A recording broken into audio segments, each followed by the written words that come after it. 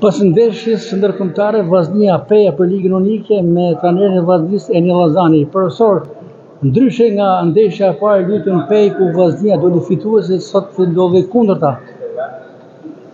Cila ishte gabimi i Vllaznisë, po themi në këtë. Nuk duhet të them gabim, sepse nuk është se patëm gabime, por kemi dy lojtarë që janë të vramë, që ndikojnë shumë në performancën e ekipit, gjë që dihet. Njëri prej tyre, Thomas, luajti minutat limitume, edhe pse ishte i vramë, e provum pak në lojë, ndërsa Klajdi Kiri nuk ishte prezent në formacion.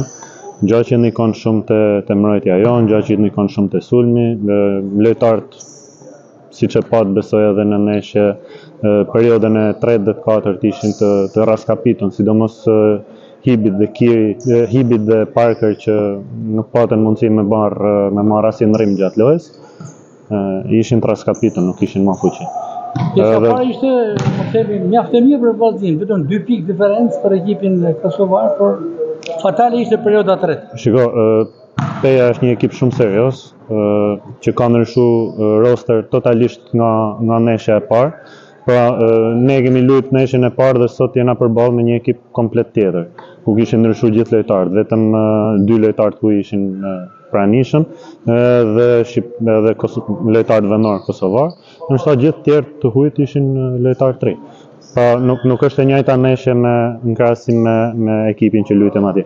Megjithatë, u përpoqëm me bë më të mirën tonë, ato tregun që ishin ardhur me seriozitet maksimal sot në ndeshje.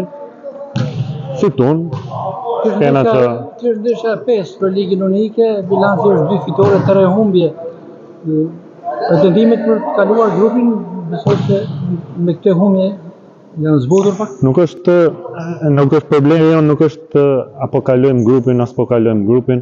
Problemi jonë është që kur nuk e kena ekipin e plot, nuk jena në gjendje me shpalos lojën tonë. Jena pak delikat në këtë aspekt që nuk kena stol për ta përballuar një lojtar që nuk luan. Kur i kthehet Vllaznia në kampionat shqiptar? Ndeshja e radhës është ditën e shtunë me Fieri Basket në Vlonë. Pas asaj humbje në Ligën Unike me Fierin përsëri? Luajtem me Apollonin në Fier, tani luajmë me Fieri Basket në Vlonë. Nuk është e thjeshtë, normalisht që ekipi edhe djemt e nin moralisht hupjen, por ne do bëjmë punën tonë, do përpiqena me u rikthy në formën tonë. Shpresoj mos vonojnë edhe lojtarët me rekuperu dëmtimet. Objektivat në Superligën shqiptare, vendi i dytë, i tretë, apo synojët edhe kreu?